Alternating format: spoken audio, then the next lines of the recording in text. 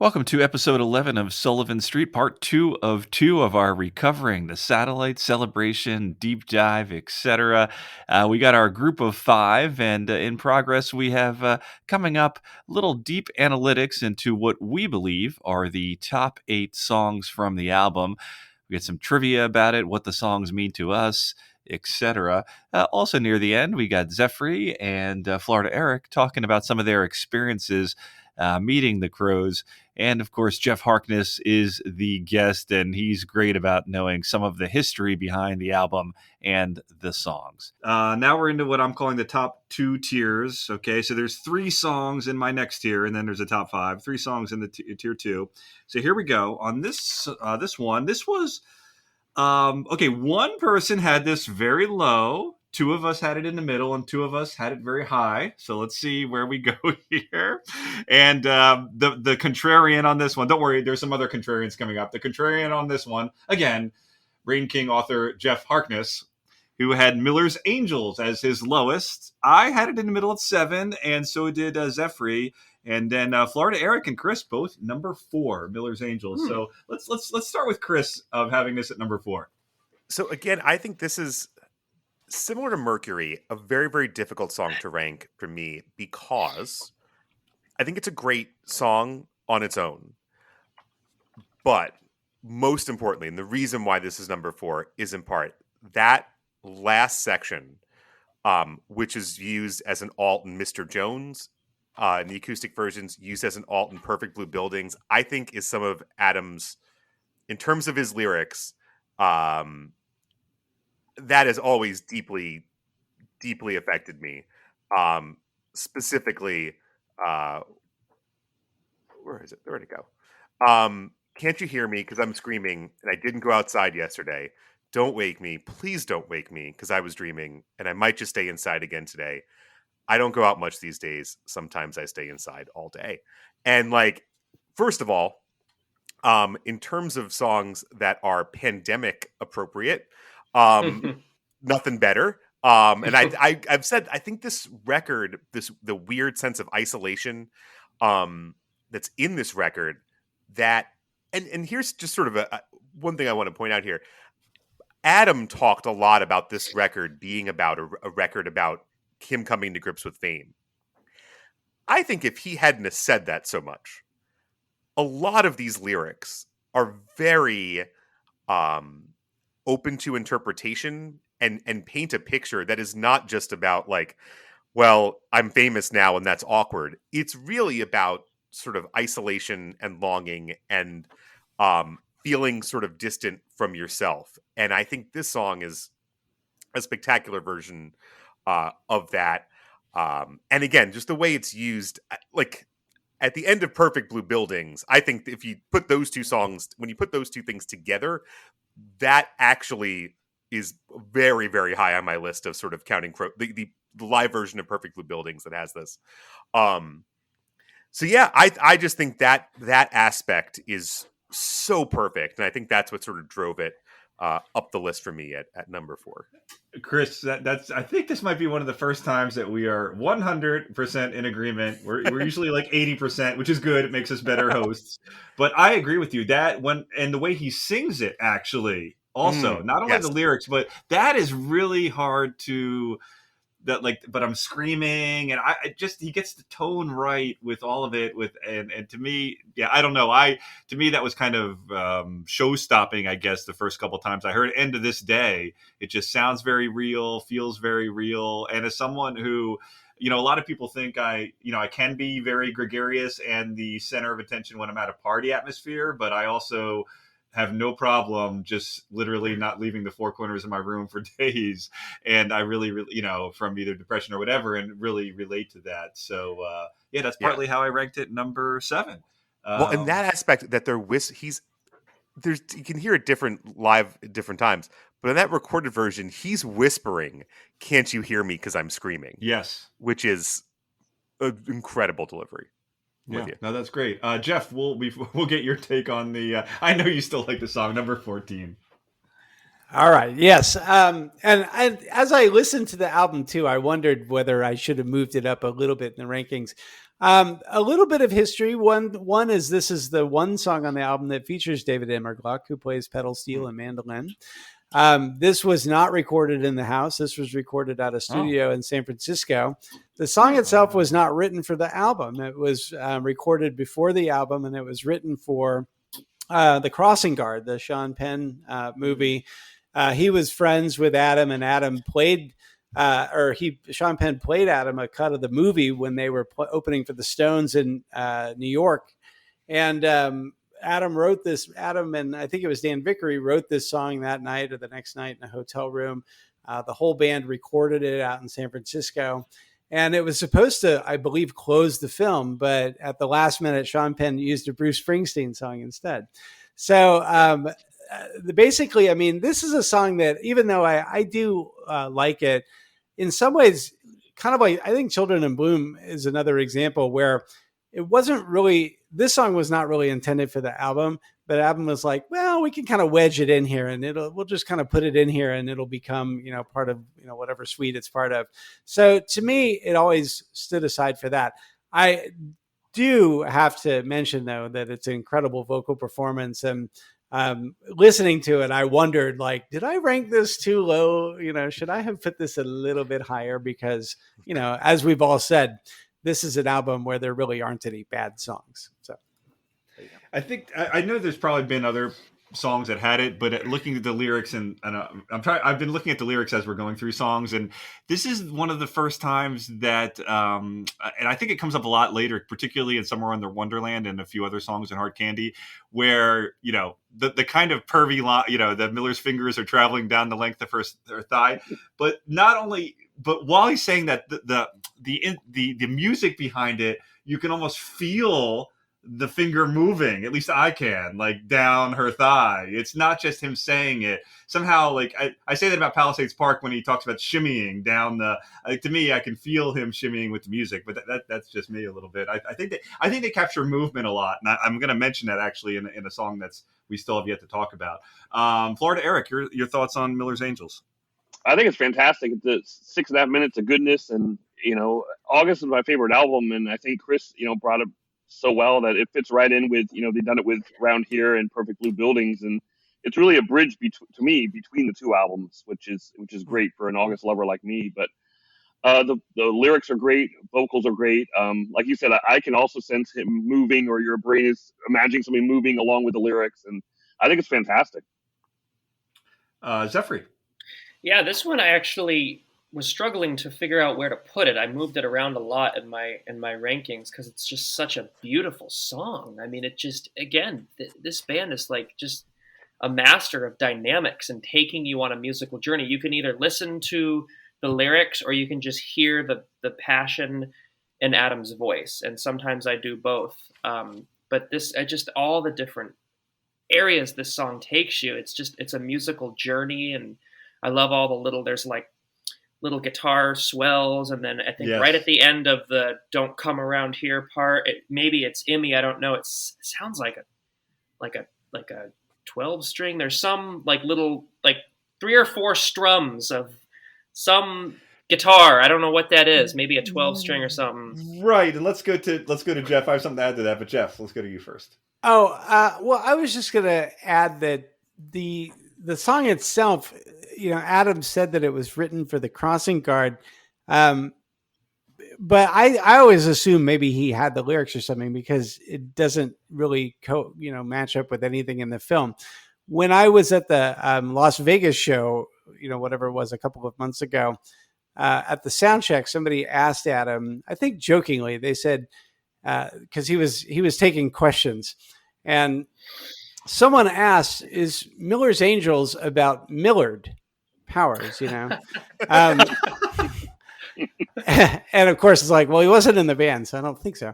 But Adam's response was, no. That movie, The Crossing Guard, it's about the guy in that. So that's what Adam says, is that it is about the Crossing Guard. Although I have to say, it's hard to find it, but that's what he said. Zephry, you brought up a great point here, and I'm not saying I don't like.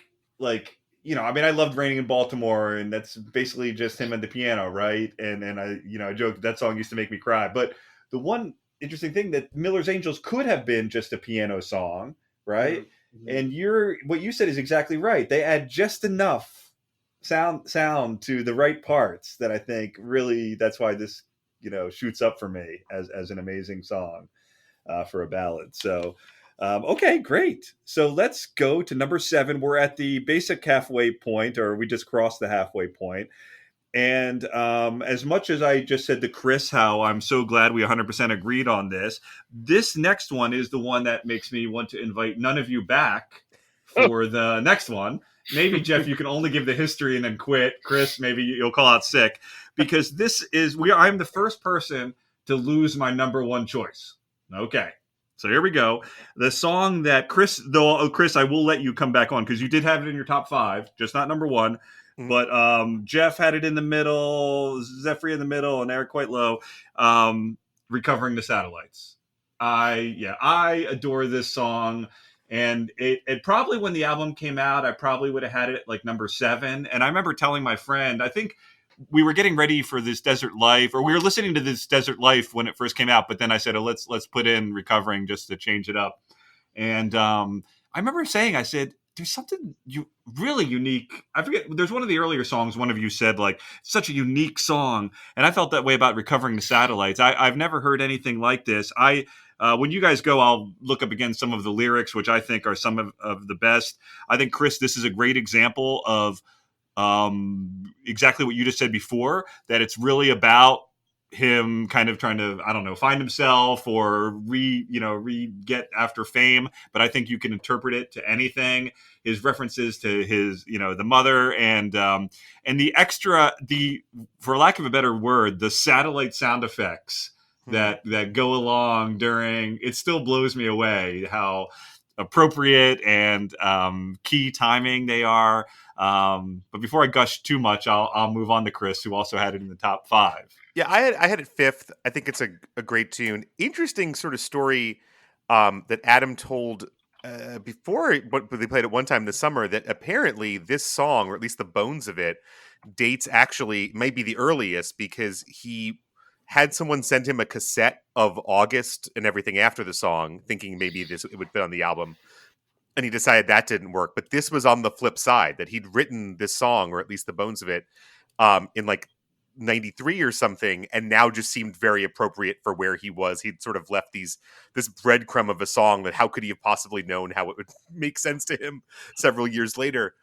I think it's interesting. This one's very much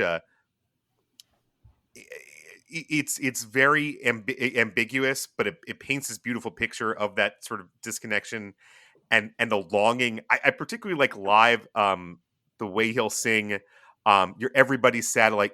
God, I wish that you were. There's some particularly good versions where he really nails that line. Yeah, I've always just kind of felt that weird. I don't know, just certain kind of connection to that one. So there's something so unique about the song, and that's why, like, the album is named that, and then the symbol, right? The Recovering the Satellite shooting star, which he mentioned. It's so Counting Crows if you're a hardcore fan. And as you said, this is a song that they actually reference. There's a reference to Monkey in here. There's another angel. I mean, he loves referencing angels.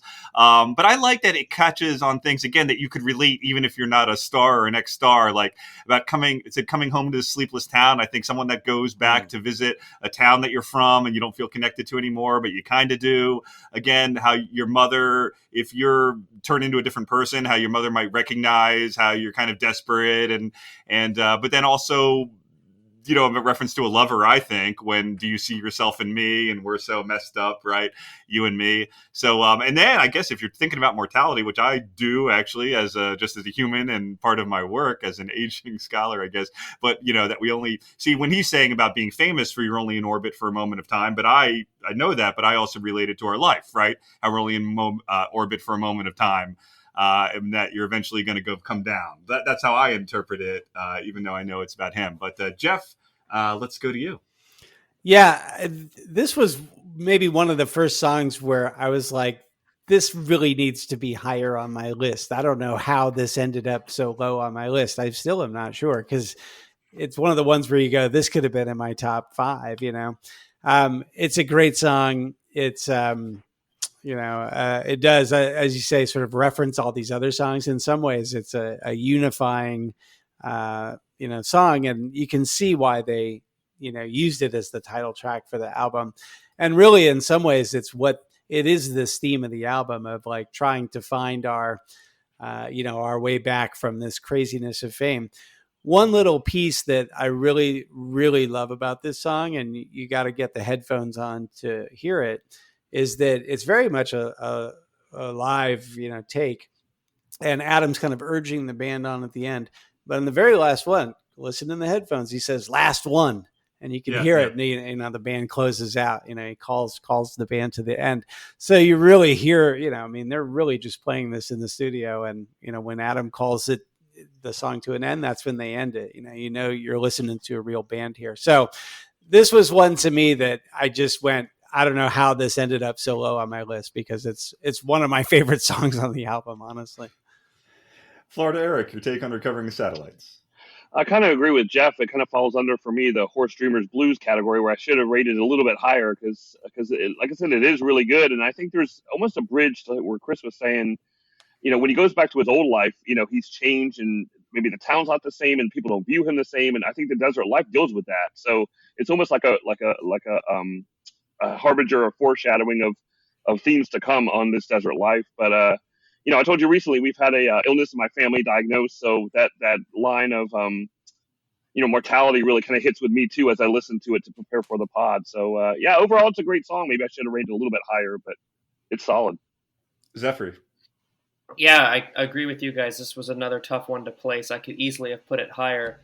But this song, like, obviously we all know Adam's known for changing up melodies live over the years. And this one in particular, I think he's probably changed the melody up the most with the verses, mostly the verses. And so to me, I love looking at nugs and finding different versions of different songs. And this one in particular, because it almost has like a different, it elicits a different emotion or a different feeling when you listen to the different eras of the song. The Satellites tour, he was singing it more like the album. But even, on the Desert Life tour, there's some versions where he's singing it a little bit differently. And so it kind of has a different feeling to it. And, it's obviously a song about their little satellite that came crashing to the ground, getting it back up. And it's almost like the second part of Mr. Jones in a way, because it's talking about, okay, now we've got our fame. And what does that mean? That doesn't solve all of our problems, but it's something that we have to deal with. We can't run away from it. And they talked about after the first tour how there's an interview, I don't know if it's on YouTube anymore, where Charlie called up Adam. He's like, "Hey, you want to write some songs?" And Adam's like, "Oh, I'm not in a band right now." Like he was tending bar at the Viper Room or something. Like he was taking that time. So I think this song is a really interesting take on, what, we are famous, and that is weird, and it's definitely not what we thought it might have been when we wrote Mr. Jones, but we have to find a way to deal with it and to use it to our advantage in the sense of reaching people. And I think this song can reach you whether you're famous or not. Whatever happens in your life, this song can kind of be a cool way of like telling you that it might be different than you thought, but here's how you get through it. Great. No, thanks so much. I'm very glad you all did appreciate my song, even if you didn't have it ranked as high as me. So, okay, you get a pass on that. I love what you all said about it. So the last song of Tier 2, which would be number 6 on our ranking, is one that I thought absolutely for sure would be in the top 5. It snuck a little bit outside of the top 5, mostly because of Chris. So let's see what it is, which is... okay. So, which is Angels of the Silences. 3 of us had it in the top 5. Geoff had it number 8, and Chris number 13. So let's start with Chris. Actually, let's start with Chris just for fun. I know you love those. Okay, you want to pass? Keep it brief. Yeah, I really know. Yeah. I'll just keep it. I really like the acoustic version. I was really enjoying it, and as I was doing the rankings, I was just kind of surprised. I couldn't. It didn't seem like it was pulling up above anything, and I was just like, well, I guess that's where it lands. Something has to be 13th. I was a little surprised at it too, and I certainly don't hate the song. But yeah, just sort of fell below other things. So I'll turn it over to the people who appreciated this one more. Right. Geoff, let's go to you. And of course, by the way, this was supposed to rank the album version of the song. So, because some people like Angels as their favorite from the acoustic stuff. So, Geoff, your thoughts on Angels of the Silences? Yeah. Oh, I love it. And another one where to me, I went, how is this not higher on my list? Because I think it's great.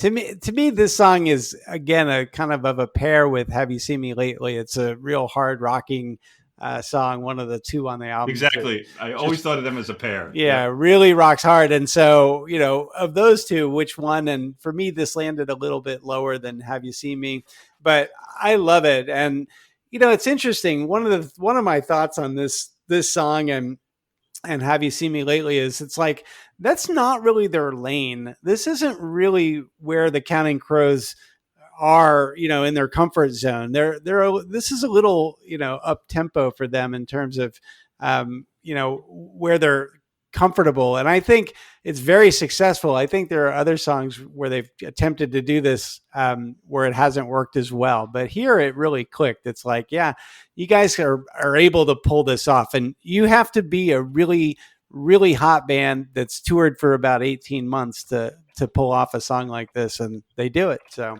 I love it. Florida Eric. I had it number 5, as you know, and I think it's a perfect marriage of my love with the Crows with 90s rockers. It's almost like, like a Pearl Jam-esque song, but, written and performed by the Crows. So it's a marriage of, two of my first loves. I think it's fantastic. So it really kind of goes along well with Catapult as well. Yeah, Zephry, your take. Yeah, I love this song. I couldn't put it higher because I put it at 4. The ones I have above it, those are kind of all in the number 1 and 2 category. I just had to rank them. But this song I actually played when I went to Musicians Institute in Hollywood for a little mock audition with one of the producers. This was one of my guitar songs that I chose. I think it's phenomenal guitar work on this song. And I just love the energy and the drive. And I think, yeah, like Geoff, you were saying how it's definitely different for them in terms of how heavy it is. And Eric, you were saying kind of Pearl Jam-esque. But I think that shows their versatility. It shows that we can play anything and we do it with 100% and we do it well and we do it right. It's not like, oh, they tried this and it didn't work.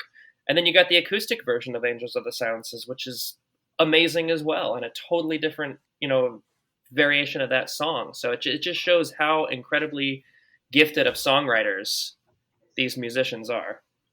Yeah, I had Angels at number 4, and besides just being a great rocker and like the change of tune, I like the change of tone and a couple times in the song, even with the ending, the I'm gone is a great ending to the song that wasn't shown earlier in the song. Obviously, which he mentions now, the first reference to Michelangelo, which he brings up, in a later album.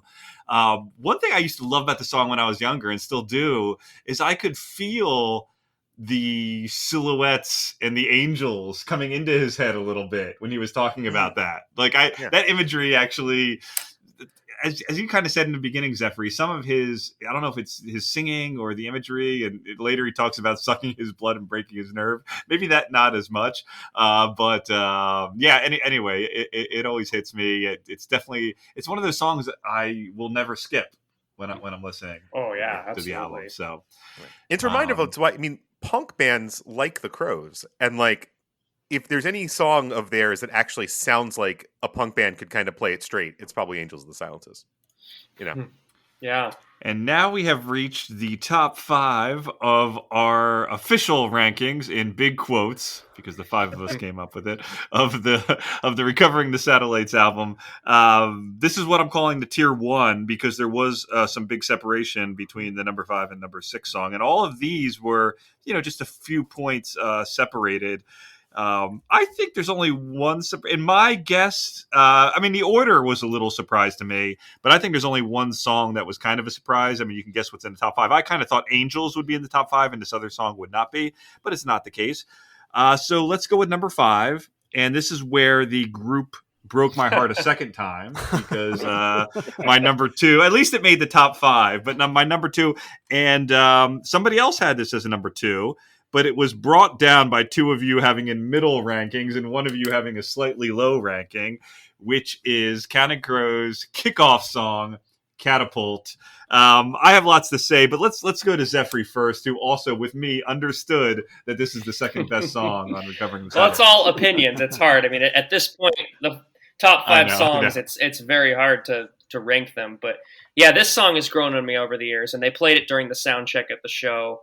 It was cool to hear, and they opened with it, so it was cool to hear it in sound check where there's nobody in there, and they're kind of testing their sound and testing their mixes and stuff, and then hearing them perform it. I just love this song. I mean, it's so high energy. What a way to kick off this second album. And I think when I first listened to this song, it was probably the first song off the album, you're like, whoa, this is a very big direction from like anything else they've done up to this point. And I just love the guitar work. I mean, especially when Emmy joined the band, they have 3 guitars and there's all different parts going on. And I love how high energy the chorus is. And at the very end of the song, they've changed the format a bit live. They have some breaks and some stops that they started doing maybe in the early 2000s. And that just makes an amazing song even more amazing. So I have nothing to say to this song, but I was singing at the top of my lungs, driving the people next to me nuts half the show because I was just belting out all these songs. But I just love Catapult. I really have nothing more to say than just such a great song. Yeah, I'd like to find out for sure. I always got the impression that Jim was the one that kind of changed the way that they play that, actually, but I could be wrong. I'd like with those little stops, and he had some extra drums. I thought the same as you. Like, one thing I love about this song is, like, you hear it. Well, I mean, you're right. Even though it's a rocker, it also starts very slow too. It's not like a rocker the whole time, like Have You Seen Me Lately in Angels. Like, it's like has that little slow and the organ, but even when it starts, I'm like, okay, this is not the August and Everything After album. You know that right away. And him talking about being cut like, the knife that cuts into his hand, and Somebody Save Me Please, and a little bit of that angst is really coming out. I guess I know the first album has a lot of his personality, but this feels like more angst, I guess, and maybe even a little of that mental. And of course I love that the last line about I want to be the last thing you hear when you're falling asleep. I think that's definitely one of his best lines. So I don't know. I love Catapult. I love that they still kick off some shows with Catapult. Not a lot, but maybe like 1 out of 10 or something like that. They've never really taken it out of the rotation too much. Chris, let's go to you, who you're the one that had this a little lower. And sorry, you had it in the middle. You had it in the middle. No, at 8th, and it's in. I will say, it's, to me. We'll talk about this when we get there. I feel like I had a top 3, and there was a kind of a bunch of stuff, like kind of bunched in the middle. I love. My favorite part of the song is the intro. Is that like is it like a mellotron? It's a real mellotron too in the recording. It's right. Well, as we talked about, they spent a lot of money on this. They weren't going to get a fake mellotron. This is a real. We're not screwing around. And this is actually, I think, to me, one of those songs when people talk about like, oh, it's a song about like fame. It's like, no, this is a song about like, again, disconnection and the feeling and feeling lost and all these things that are specific to Adam, but very, very universal and very. This is one of those songs to me that paints a feeling, even if you can't connect to the words quite exactly. You're like, I don't know, what does it mean to be scattered from a catapult? I don't know exactly, but it affects and it works in that way. And I guess it is kind of the companion song to Recovering, which is why, right? Because like satellites and catapults and these like metaphors, and I think both of them are kind of rockers, but kind of slow and have this other imagery. And I just realized, I guess I knew it, but in Catapult, unless I'm missing something, references 3 weapons, a revolver, a knife, and a catapult. So right, it's a little different than him, talking about whatever in Ghost Train or something like that. Geoff, do you your take on Catapult? Yeah, I think the perfect opener. I had it ranked number 10.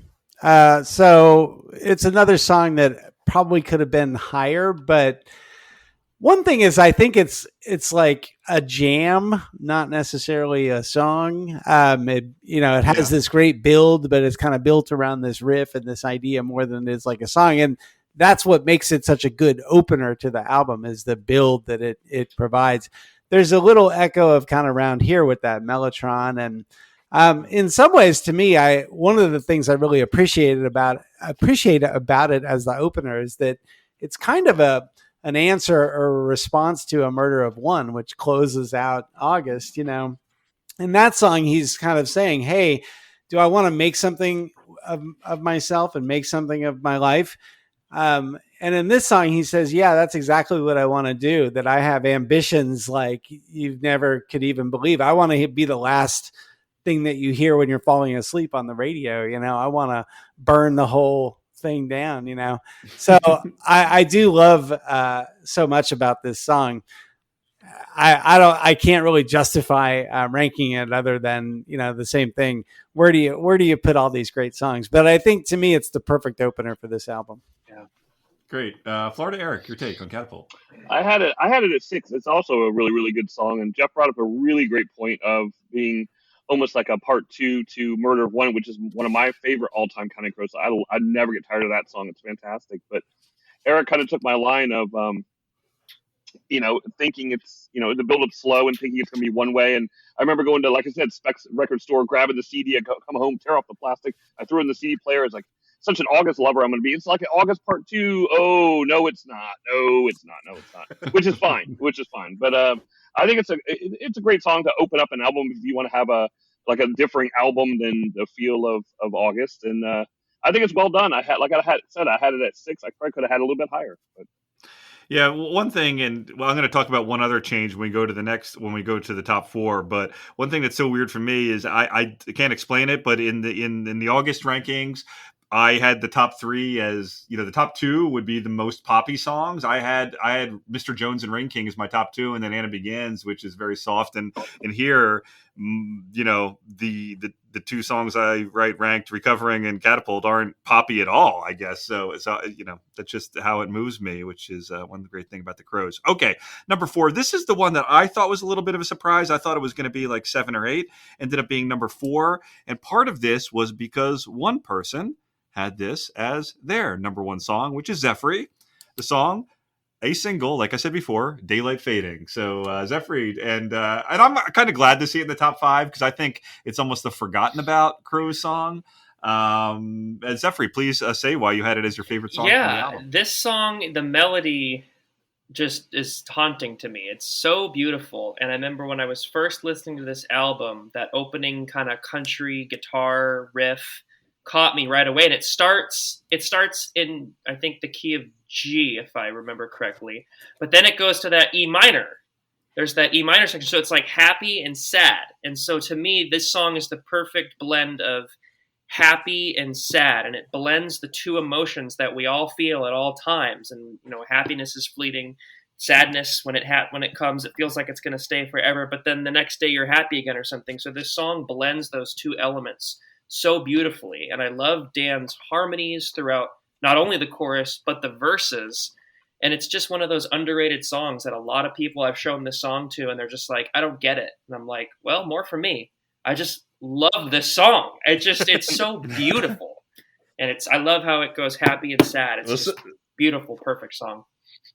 I mean, some record exec must have thought the same because they released it as one of their singles. So you're not the only one. Let's go to who else had it in the top 5? Geoff, you did. So let's get your take. Oh, are you muted there, Geoff? Did you mute yourself? Oh, I'm sorry. Oh, yeah, you did. Yeah. Yep, you're back. That opening lick, it's like that's what Dan Vickery brings to the proceedings. It's such a great song.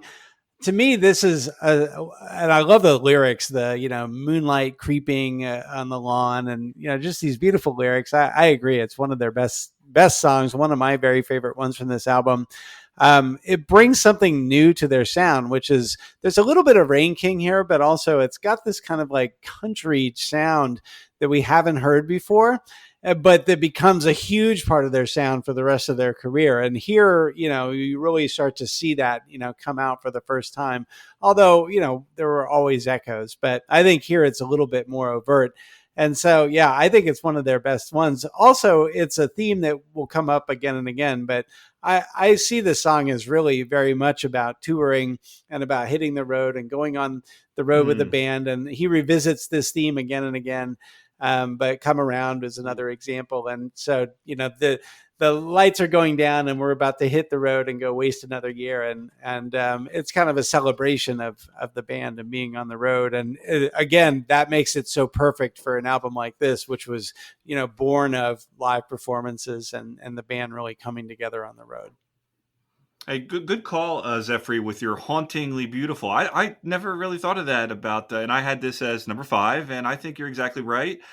You're both, for some reason, I don't know why, I never realized until, I don't know, maybe 5 years ago, 22 years after it came out, that the country influence, I guess I didn't think about that. And to this day, it's like, you're right, Geoff. Of course, the country influence grows in later albums. This might be my favorite song of them that perfectly blends, I think, country and rock for them, in a way that maybe they didn't have that great balance. I guess I'll mention before we move to Chris that one verse. I guess officially it's the third verse or whatever. That I think it's classic. That she said everybody loves you. She said everybody cares, but all the things I keep inside myself that vanish in the air. If you tell me that they'll wait for me, I say I won't be there. I want to say goodbye to you, goodbye to all my friends, goodbye to everyone I know. I just think that's one of their best. Chris, your take on the song? Again, another one that I had this sort of right in front of Catapult. Interestingly enough, on my list, it was at number 7. People have mentioned, I think, agreed that Dan's guitar work is great here. I think this is a great guitar solo. I think every time it's one of Dan's, to me, like, highlights. That I think it's a really beautiful guitar work in the middle of the song there. And yeah, that haunting, that, again, this is another one like Catapult in a lot of ways that's very much a feel song to me. Like, this could be about touring, but this could be about so many different things. But it's really, there's a certain feeling that kind of gets into you listening to the song that has always affected me. Again, even if I couldn't exactly tell you what I think it's about or what it's about to me, Eric, your take on the song? Well, it's a common theme. I could have had a little bit higher. I really didn't dislike the song at all. In fact, I have in my notes, when I listened to it, first 3 or 4 times trying to get ready for the show, it reminded me of another band in the 90s that I love that you guys kind of agree or disagree. They kind of had a little bit of a country influence out of Arizona called the Gin Blossom. Yeah. So to me, it had a Gin Blossom feel to it. It could have been a Blossom song, to be honest with you.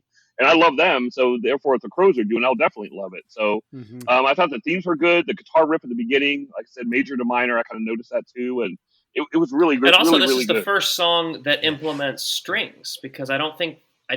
Correct me if I'm wrong. Is there any strings on August? I don't recall. I don't think so. At the bridge, where Bryson's playing 12-string.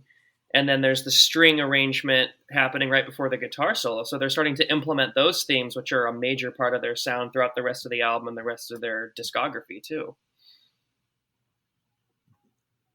I also said, Eric, that's a great shout, I think, to Gin Blossom and the way that sounds, which is such of that time period. There's a certain, those two, that Gin Blossoms, I feel like, were very definitional. I actually saw Gin Blossoms open for the Crows at a fair in Minnesota in 2009. Cool. The Taste of, I believe it was the Taste of Minnesota. Chris, I love it. Yeah, I believe the Taste of Minnesota was mostly lard there, although I think I had some tacos. But good show. Yeah, this the one thing. The last thing I'll say about this song, and it goes back to the hauntingly beautiful and kind of, I guess, this kind of mix of what did you say? I guess Zephry, a mix of like happy and sad, like and nostalgia. And one reason I really get that, this is kind of a weird take, but maybe you'll agree, is that this is also the last time in their career, which is pretty early, that they would release a song like this as a video. Do you know what I mean? Like, where it's not a super poppy, like Hanging Around or Accidentally Love or Big Yellow Taxi or American Girls. This is kind of like, this is the kind of single you release when you think you're going to release 6 singles from the album or something like that, or 4 singles, right? At least in my opinion. because not one that stands out right away. So something, and it's the fact that, so the fact that they had a video that you can actually watch it, but it's one that nobody knows, and as you said, kind of unappreciated. It actually makes me a little nostalgic of when Counting Crows were kind of on top of their game, actually, in a lot of ways. Maybe this was released right after Long December, I think. So, so that's so even though they're still number one in my heart, as far as maybe the American influence, I guess in some ways, kind of showed near the top of that. Okay, we'll go to the top three. Here we go. Now, I will say before we get into it, Geoff, you'll see that I'll have my revenge later on some of these, how the rankings played out. And believe me, I put my rankings before everybody else. You all know what the top three are if you've been paying attention, but the order of it may be somewhat surprising. So this one, somebody had it as their first. I had it in the bottom 5, which many Crows fans would say, "Are you out of your mind?" And I'll start. And everybody else had it near the middle. Somebody in the top 5, and I'll start with the person who had it number 1, which is Chris Miggs. "Good Night, Elizabeth." And I know it's a fan favorite, but I had it lower. But Chris, why is this the best song in Recovering the Satellites? I think this is actually, and not just one of the best songs Recovering the Satellites, I think this is one of the most quintessential Counting Crows songs.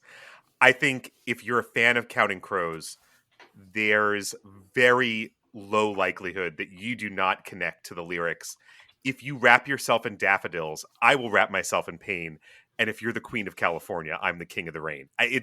That to me is like one of Adam's best lines. And I think it's obviously it's one of their best live songs. There's so many beautiful long versions of that song that I think really, but even the song sort of on the record has a lot of great things. I actually really liked that this summer he was going back to using one of the lines that he'd dropped. Why can't I think of the line? But the line that he had dropped that he went back to was, the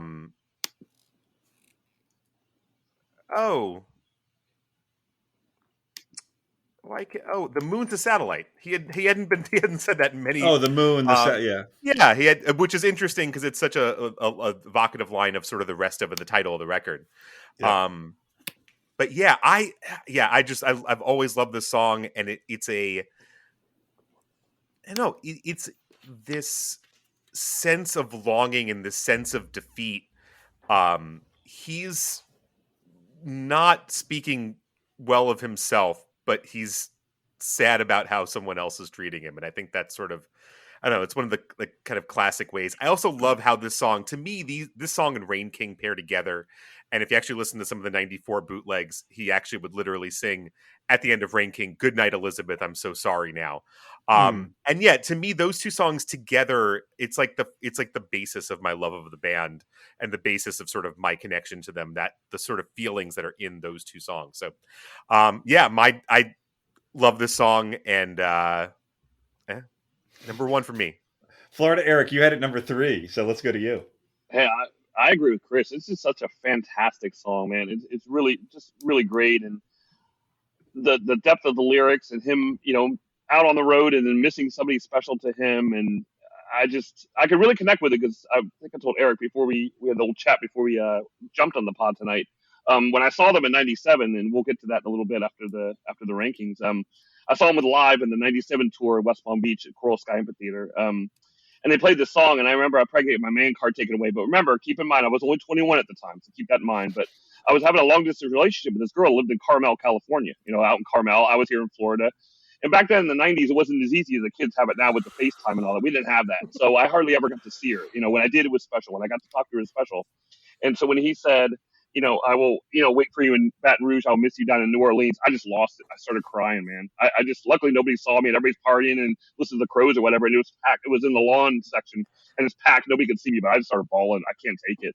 And that's one of the good things that the Crows, it does elicit that emotion. And I always say the Crows are like for high emotional IQ people, us people that can have empathy and sympathy for others or ourselves will usually be into the Crows. And that's just one way the song impacted me. So I echo what Chris said. It's a fantastic song. Let's go to Geoff, who had it at... you had it also number... No. You had it at number 4. Number 4, yeah. Well, this was the song that moved up the highest for me in sort of revisiting this album for this podcast. Only because I tend to be somebody who discounts the hits or like the really big songs, because this is one of those songs that is almost so good you can forget how good it is, like one that, oh yeah, Good Night Elizabeth. I really thought this was going to be lower on my rankings, and I listened to it and I went, wait a minute, like I forgot how great this song is. And I listened to it over and over again. In fact, kept going back to it, and I was like, this is not a song, this is like an achievement.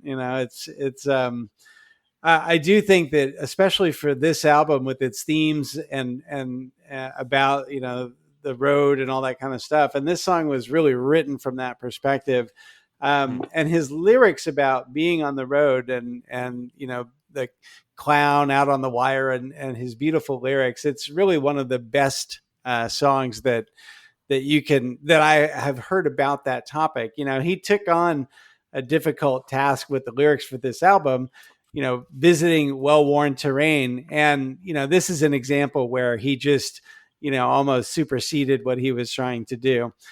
So yeah, to me, a masterpiece, a flat out masterpiece, no question about it. It could have been my number one too. And yeah, really good. Before I get to Zephry, I will say that, and I guess there's not as much of it anymore because of maybe the way Adam's changing his songwriting to do a little more third person. But I love, like you said earlier, Chris, the references to other songs, and you just said, Geoff, there's another wire line, right? Mm-hmm. Across the wire. What else is the Cowboys are mentioned in here, and there was something else. There's King of the Rain, right? Yeah. Right. The callback to other songs. Yeah, the satellites. Exactly, yeah. Right. They said the moon, the satellites, right? I never get sick of the callback to other songs because I don't think it's excessive.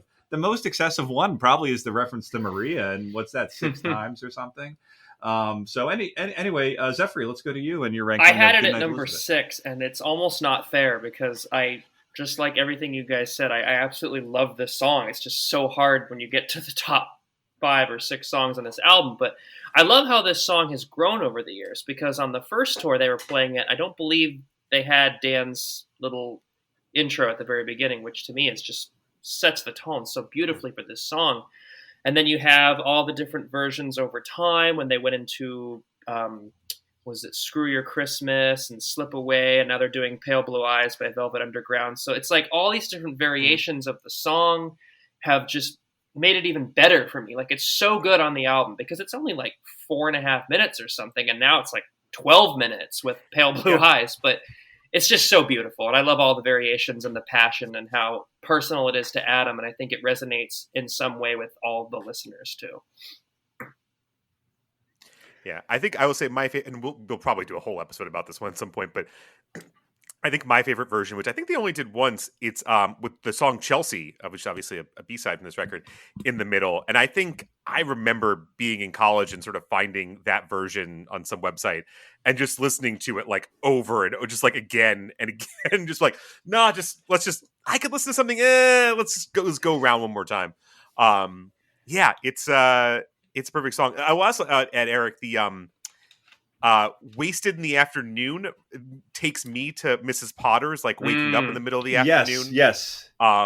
That's actually my favorite lyric of this song. There's the first actual couple lines about wasted in the afternoon, wait on a train. And sometimes I still, right, either I think back and when I did sometimes drink in the afternoon, or sometimes when I see trains or I'm waiting on a train, I sometimes think of this song. So, and if I feel like love a good train.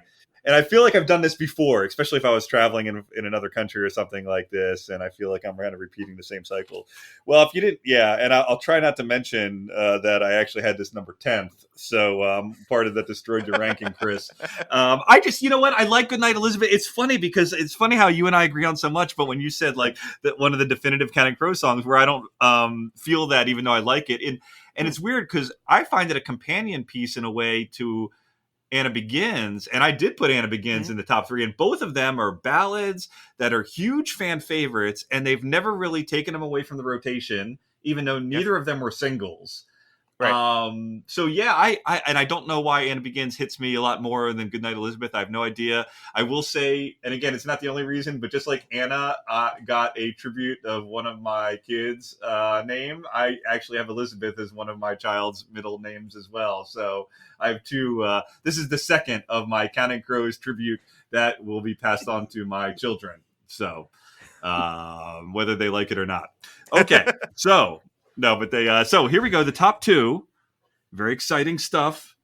Now, number two, also, I destroyed, so I will go last again. But this is a song that the rest of you all had in your top three. It ends up in number two. The only song that Adam said is a perfect song of his, which is Long December. Let's go to Geoff, who's, even though the rest of you had it in the top three, it was actually Geoff that had it number one. So let's go to Geoff. Yeah, well, again, this was one that I could have put this as first or last in terms of how I rank it, because it's almost like a Stairway to Heaven or a Let It Be, or it's one of those songs that has transcended the band, and this is something that Michael Stipe said about Losing My Religion. He said this is a song that became everyone else's song. It was no longer our song, it was everyone's song. And he said because this song affected people so deeply, we felt honored to play it, and we always played it at every concert because it just affected people that much and became everyone else's song. It wasn't ours. And I think Long December is the one song on this album that belongs in that category of it's no longer the Counting Crows' song, it's everyone's song. This is a song that's almost become a Christmas song. It's like it's a classic. It just supersedes it. It is a Let It Be. It's a Yesterday. It's in that category of the most classic songs that have ever been written. And so to me, it's the only one on this album that really belongs in that category of like the world has adopted this song. And so to me, it's a great song and I love it. And, Adam said it was like, other than Round Here, one of the, that Round Here were the two songs that just completely flowed out of him and almost, one piece. But it is another masterpiece. And so to me, I felt like I had to rank it number one only because the world has decided that it's one of their best songs. Florida Eric, you had it number two. Let's go to you. The song is on public domain, right, Geoff? Everybody owns it, right? Right. But no, I agree with everything Geoff said. This is one of the, not that there's many Crow songs, because like I said, I wouldn't be here, but one of the Crow songs I never get tired of, like any version, any live version, any, talk show version, any, either the CD version, album version. I love it so much. And at first glance, it looks like another Crow suppressing song, but it's really about, as you guys know, longing for the year ahead and having a sense of optimism. And I just, like I said, the piano with it, the lyrics, the melody, it's just a perfect blend, man. It's just a 10 out of 10 song for me. I've kind of thought about it. My daughter's going away to college next year. She's going to be 18 and writing a version just saying, about her growing up and then leaving the nest, but as an inspiration. But it's just such a great song. Great. Zephry, yeah, I mean, I put it at number three, but it could arguably go anywhere. This song, Adam has said, was both written and recorded in under 24 hours, which is unbelievable to think, but that tells you that and he said it's, the most perfect thing he believes he's ever written and ever will write, which I don't think is true, but that's what he said. And it just tells you that like the best songs are just come from that place of sincerity and honesty. And this is one of those songs. I think they said, or Adam said in an interview, they did like 3 or 4 takes and then just did like an overdub on the vocals, and that's it. That's what's on the record. Like that's just insane to think of. And it's such a beautiful song, and it just really gives you that sense of hope, especially at the end of a year, especially the last couple of years we've all had. And I think it's become everybody's song because it's so inclusive and because everybody can really grab a hold to some of, if not all the lyrics, certainly one of the verses, if not all the verses. It's got something for everybody, and it can be interpreted many different ways. And it's just beautiful and awesome to sing along with, especially at their shows. Chris Miggs, your take on Long December. It's a shocking take, but it's one of their best songs. It's the Eric. I think Florida Eric had mentioned it. It's kind of amazing that they've played it as many times they have, and I have never been mad when they pulled up to play it in a show. I've never been like, oh, that one again. It's just, Adam's right. It's just kind of a perfect song, and he, if there was one song they were going to play every night, it kind of should be that one. It's interesting. It's probably one of the first Counting Crows songs that I really love. Like, I know I knew Round Here and Mr. Jones and like them, but I remember watching the video for this and just really finding it very affecting. And then again, I'm sure that this is the song that's why I told someone to get me this CD for Christmas. It's also one of the few songs that in sort of a positive way, I think is the soundtrack of our lives, right? That it's, I don't know, if you love this song and haven't at some point thought to yourself about, reminding yourself to hold on to these moments as they pass. Like, I can literally hear every time I hear that line, I can think of my wife walking up on our first date and literally thinking to myself, like, because I'd heard the song so many times at that point, it's like, this is a moment you will want to hold on to and just holding on to it. And I think of that every time. It's, and connected to All at Once You Look Across a Crowded Room and See the Way That Light Attaches to a Girl, right? One of those perfect, it's so simple. You can't believe no one had written that before 1995 or 96, whenever every year he wrote it. But it's wonderful. And again, and that idea of, particularly on an album that's really about, feeling dislocated and losing yourself, right? That sense of maybe this year will be better than the last. We're gonna, there's a tomorrow, there's kind of keep going is, I think, a very valuable feeling, especially at the end of the record, right? It's the next to last song. Yeah. And after all this feeling of I don't know where I'm going with this. I don't know. It's like, no, but keep going. This maybe next year will be better than the last. So yeah, I think it's a wonderful song. Interestingly they've played it live so many times. Very, very similar. I mean, he's played it solo piano a few times. They added some extended bits at the end at times. And there was one period, I think it's 06, 07, where he was adding a little bit of, maybe even into 08, but adding some of Murder of One right before the end. I will walk along these hillsides in the summer beneath the sunshine. I am feathered by the moonlight, and into the na na na part. But it's, other than that, it's like, well, this is pretty good. Let's just do it. I liked when they started with Good Night LA and then went into that, him solo Good Night LA. That was beautiful. Oh, yeah. Yeah. There's a lot. There's such a cool thing where every song that he plays right in front of that sounds, there's a certain way he plays that, including the one by Taylor Swift and Live Forever. Sorry, I cut you off. Oh, no, that's fine. Yeah, sorry. This is, and Why I swear are you a monster, Eric? No, where I'm not. I swear I'm not a Counting Crows. Yeah, I had it as, I hate to say, I had it as number 12. I am the count. This is my Counting Crows contrarian. Well, it's this one in round here, but I'm not too contrarian because, again, I had Mr. Jones high, so I'm not going to feel on Rain King. But Round Here and Long December, I always liked Long December, but it never was my top 10, and it's probably even moved down a bit. But Chris, the one thing I do appreciate, you both said, because Zephry said almost, you could connect to every lyric or at least some of it. And I will admit, Chris, the lyrics that you brought up were exactly the three that I love, about to hold on to these moments of they pass. That is absolutely classic. The next year might be better than the last, and and about the light attaches to a girl. Those are the best. The stuff about the winter and the hospital and Hillside Manor, I just didn't connect to as much. And I don't know. I like the song a lot. It's just that some of the other songs just hit me a lot more, like Catapult and Recovering. And Dare had it, down with Horse Dreamers Blues somehow. But I do agree with you, Geoff. And it's funny that you said that. I do agree that it is their Let It Be and Stairway to Heaven. Right.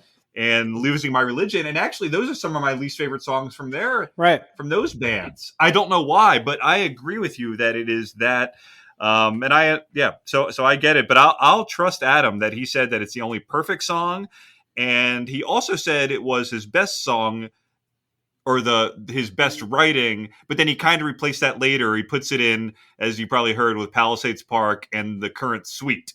So now he kind of combines those are the best songs he's written, but he also says this is the only perfect song he ever wrote and the only song he'll play every time, basically. Yeah. So something to be said that. Anything else about Long I'll December? just note one of the interesting things with Long December. Someone somewhere on Reddit did like a video of like it's basically using setlist.fm and of like most played songs by the band. And it's interesting as you can just watch Long December just slowly creep up over those August songs. Yep. Just slowly. It's a fair word take, but at some point it just takes over and just nothing's touching it.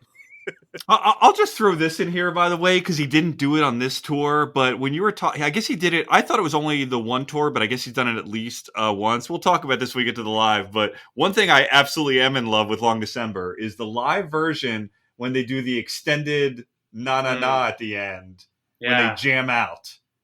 I can listen to that over. It is so good, and I can listen to that over and over. And I think they did that on the Saturday night tour and Sunday mornings, and also on the Butter Miracle tour. But we'll talk about that later. But that I never get sick of.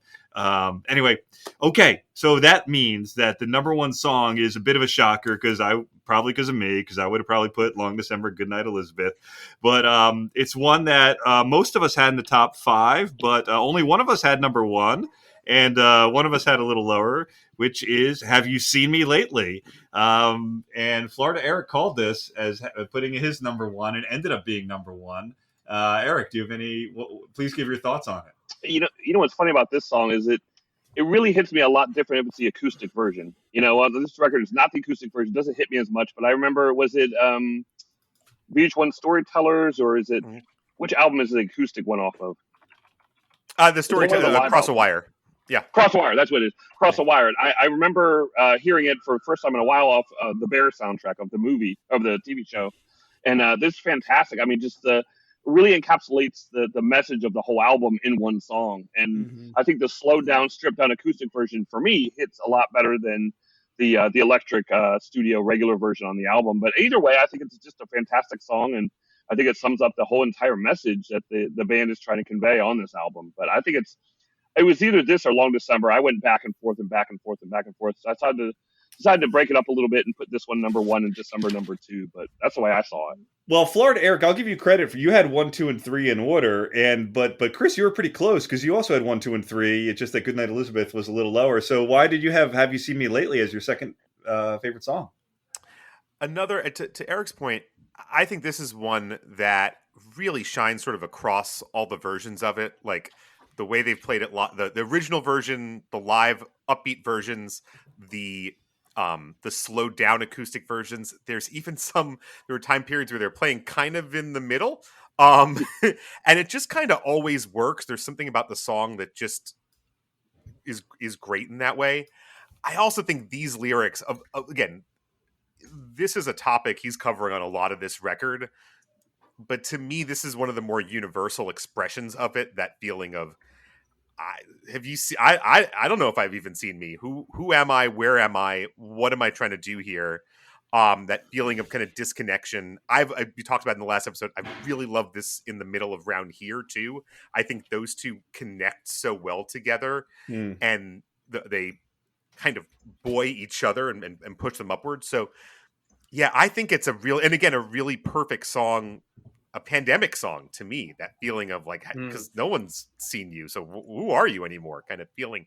One of the reasons why I think this record, it's very prescient, 27 years old, but feels in a lot of ways just as current as it did in 1996. I think it's just a classic, and a number 2, but I wouldn't argue with it as number 1. Yeah, and how many people, I mean, every person, I think, like, you talk about a universal feeling. I think there's a universal feeling that, as far as I know, at least in modern American society, of that people remember you a certain way and you've changed or your situation has changed, but maybe they don't recognize that, and you feel that they don't recognize that. And so Have You Seen Me Lately, right? And also I played, please. Well, you know what's interesting about that feeling of change, but also the the specific aspect of the lyric, I was out on the radio starting to change, Right. is a unique experience in 1996 that, as five of us talk on a podcast right now, is a much more universal experience in the 2020s, right? We're on Zooms. We're all out on the radio Yeah, in and the some social form or media. another. Yep. You That's know, we're true. all out there and we're all starting, just sitting alone and talking and changing in that way. And it's interesting how that, to me, that aspect has sort of become even more universal over time. No, that's interesting. And I always had a love for radio, and I was on it for a little bit, so I guess that hits a little hard for me. And I was number 3. Geoff, let's go to you. Yeah. Well, just echoing everything else everyone else is saying. One of their great songs, I have it at number 6, but could have been higher. Charlie's piano playing, I think we got to give a little shout out there, because it really, you can hear that Adam wrote so many of these songs on piano as he does, but Charlie's piano playing really stands out on this song to me as really part of what's driving the song. And it's not just the guitar, it's also the piano. And Charlie has always been so, kind of the secret weapon of the band musically in some ways. And the MVP. Yep. yeah. And you really, I mean, he's going to town on this whole album. The other thing that I love about this song is it really is a direct answer to Mr. Jones. And, where he's talking about wanting to be a star and seeing himself on TV. And then here he's talking about what that experience is like. And so, in some ways he's talking to himself and to that song, which was so powerful to those of us who fell in love with it. And then you have this theme about memory, all the little things that make up a memory, which memory, of course, Hard Candy. You have watching him sleep, love to watch him sleep, like in Anna Begins, so it's, again, sort of calling to all of these other songs and, pieces of the sort of Crow's, lyrics. So yeah, to me, it's, again, we talked about the two kind of rockers on the album, this and Angels of the Silences. And to me, I place this one a little bit higher. To me, it's like maybe their best, like rockin' song that they've ever delivered. I love it. Yeah, it's interesting, Geoff. I was thinking about, I had never made this connection before. You're talking about, she said she loved to watch me sleep, but he's not sleeping. Because we know that. No, that's true. Song. Yeah. He's not sleeping anymore. No, that's true. He doesn't do that, Right. So it's just, again, that sort of loss of who he was. Yeah. Mm-hmm. Zephry, any your take on what we thought was the best song from Recovering the Satellites? Yeah, I love this song. I'm sounding like a broken record again. It could be anywhere. There's so many good ones, but to me, the coolest thing about this song is all the different variations of it. You've got the album version, and then which is similar to the version on Across the Wire at the Hammerstein Ballroom, just so rocking and so high energy. And then you've got the really stripped down version at Chelsea Studios, which was beautiful. And I think Woodstock 99 was when they introduced the middle of the road version. And then there's a show on YouTube from like Amsterdam in 03 where they do that middle of the road version. I feel like they really figured out that arrangement, and it's got Emmy's mandolin solo with the distortion on it. It's just so amazing how they can take one song and bring it in so many different directions. And I just think it's a song that, again, like almost all the other songs on this album, speaks to people, because it can be about me, it can be about you, it can be about anyone. It's talking about, obviously, their fame and Have You Seen Me Lately compared to where we were before we were successful. But it resonates so much with anyone and anywhere you're at, and especially where we're at in life these days. And I just think it's another great song. No, great, and you're right. We'll see how things go when we deep dive into the future, the other albums. But it is kind of nice for me for a band that's known for around here in Long December, like to see a rocker. Have You Seen Me Lately? Be one that we kind of thought consensus might be the best song on the album, and where he shows a little bit of anger and whatever part two. Yeah, I thought it's great. Just as an aside, Geoff, and something I'll think about when re-listening, but I've said it 100 times and I'll keep saying it, that I think Charlie's the MVP of the band. I don't think it's a coincidence that he was there from the beginning or almost the beginning. I did think that the mix in this album, he's not featured or you don't notice him as much as in the later albums. that it's there, but I think they could have raised him up a little bit on some of the songs on Recovering. That's just my opinion, and I don't know if it was to emphasize the guitar, but I agree with you. With some of these songs, he makes the difference, but it's tough to notice it unless you're listening very closely. Yeah, that's a good point. That's a good point. All right. So, hey, thanks for the fans, and we're almost done. We've been going for, a little over 2 hours, which makes sense. It's such a major album, and we've had 5 people on. And I'm hoping to have 14 songs on it. 14 songs, Double exactly. album. Yeah, and while I hope to have them on again, I do like to end when we have new guests talking about any maybe a short personal stories about the Crows, and we'll start with Florida Eric, who said he did have a personal story, I think, from interacting with the band at one point. Yeah, well, it was that '97 tour with Live, I think, at Coral Sky Amphitheater, and they opened up. They were great, and then the Crows came on, had the time of my life, and moted over the Elizabeth song or what I was going through at the time with that girl, and I've lived a fun life. So the details are a little bit hazy. Remember, I was 21, so I don't remember the details. But I remember at one point the buddy I went with, he's like, "Hey, I think the trailers pull around there. Maybe we'll come out and see if they come out or whatever, and chat with us, or maybe sign an autograph or two, whatever." I'm like, "All right." So we just kind of follow, and I guess everybody wanted to get home. There wasn't a big crowd following us around. It was like him and I and like maybe 6 or 7 other people. And we go around the back where the trailers are, and it's a massive facility, and as a lot of amphitheaters are. We finally found it. We kind of wait outside, big wooden gates, and all of a sudden they open up and Adam comes out. I'm like, holy shit, he's here. This is great. Now you guys have probably met him a million times and like zing and falling asleep. But to me, it was awesome, and here he is. I just remember him. I don't remember a whole lot. I remember him being quiet. He signed everybody's shirt. I got my tour shirt signed and just very briefly chatted, then went back inside, and I went home happy. And I had my tour shirt, and I gave it to that girl that I told you about. And like 6 months later, like I said, in the '90s, it was hard to conduct a long distance relationship. It's a little bit easier now, but she was a little bit younger than I. I was only 21, so a little bit younger, and we just wanted different things. We broke up. She still has my shirt, man. I want it back. It's so she still has a signed shirt. It's funny. I'm pretty active on Twitter from sports and music or whatever, and I see her on there, but it's not worth risking my marriage, even just to ask her that. I don't want to. So I'll look her up. I look her up one day. The question without risking your marriage. I think you got to find out if she still got the shirt. Yeah, I'm with you, man. I'm with you. If you're on the Counting Crows podcast and she still has your shirt, I'm going to say that she sounds like Mercury to me. That's my take on it. So, okay, Zephry, would you want to share a little bit about any of his personal story at all about the Crows? Sure. So, being a fan of only 9 years or so now, I've only seen them 6 times. I wanted to go to more shows on this tour than just one, but just couldn't really afford it.